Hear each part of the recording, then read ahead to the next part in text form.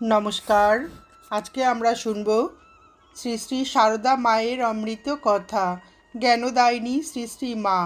শ্রী শ্রী মা তার ভক্ত সন্তানদের বিভিন্ন প্রশ্নের উত্তর কত শিক্ষণীয়ভাবে দিয়েছেন তা আমরা এই ভিডিওটিতে বর্ণিত বিভিন্ন ঘটনার মাধ্যমে জানতে পারব।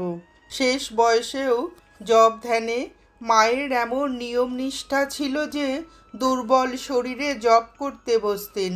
শরীরকে এভাবে কষ্ট দেওয়ার জন্য কোনো সেবক প্রশ্ন তুললে মা বললেন, বাবা, আমার ছেলেরা কে কোথায় কি করছে না করছে তাদের জন্য দুটো করে রাখছি। একজন সেবক মাকে প্রশ্ন করেন যে কেন তিনি রাত্রে ঘুমোন না। মা বলেন, ঘুমোবো কখন? ছেলেগুলি এসে পড়েছে, নিজেরা তো কিছু করতে পারে না, তাদের কাজ করতে